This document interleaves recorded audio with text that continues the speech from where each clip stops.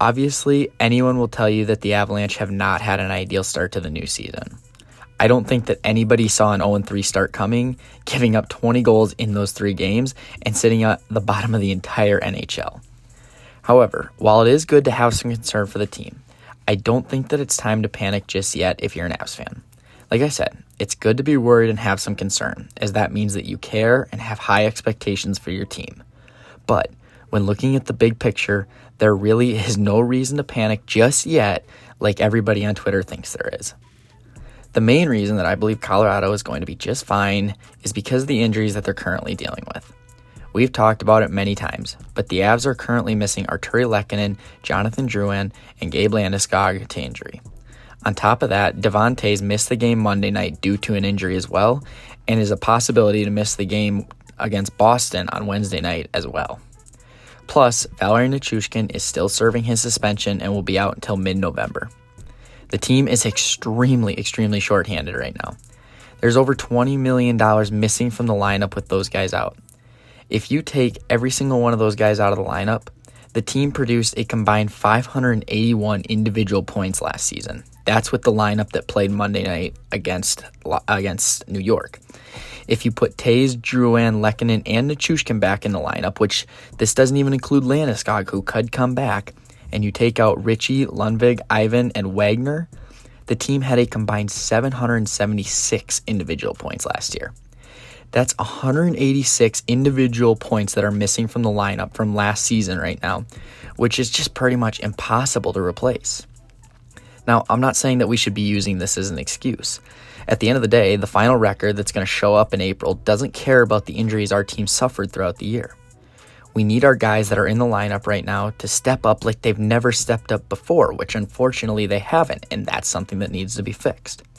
As Jared Bednar said before opening night, we can't wait for the reinforcements to come in before we turn it up. We need our full intensity right from the get-go. The difference between the 1 and 2 seed this year is going to be massive in the division. If you win the Central, you probably play a team like LA, Utah, or Seattle in the first round.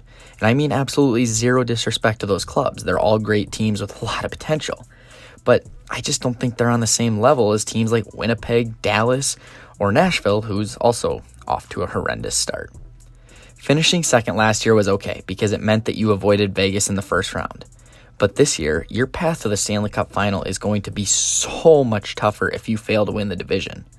That is why I don't think Colorado can fall too far behind. They can easily get back into the playoff picture, no doubt about that. I'm not even worried about playoffs right now.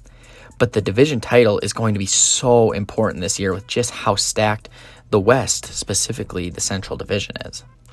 Now, the other major problem outside of the injuries is the one that isn't just going to fix itself in November, and that's the goaltending. And I made an entire video about the problems in net, so I'm not going to talk too much about it. We all know it's a problem, and we all know that it needs to be fixed somehow, some way.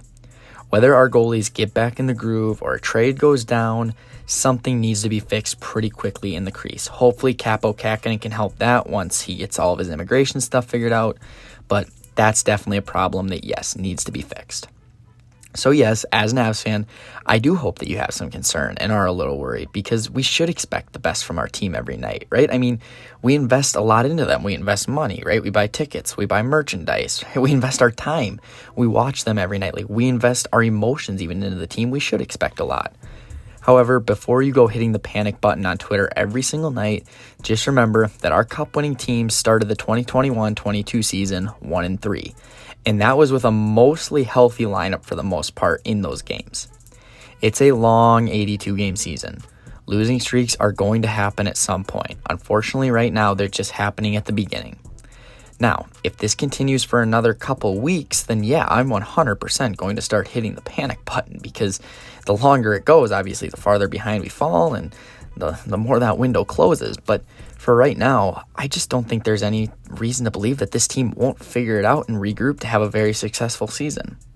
After all, just remember back to last year, that horrific 2-9-1 start that Edmonton had. Yeah, they made the Stanley Cup final, and once again, they had that record at the beginning of the year with a pretty healthy lineup. So I think that we're going to be just fine as long as all of our guys come back, and that's a concern too. If the injury bug continues to bother us, that's another problem on its own. But I think that it'll figure itself out, and I think that we're going to have a successful season. But I want to hear from you guys. Let me know what your thoughts are. Are you panicking yet? Do you think there's a reason to panic yet? And just let me know what you think. But that being said, I will catch you in the next one.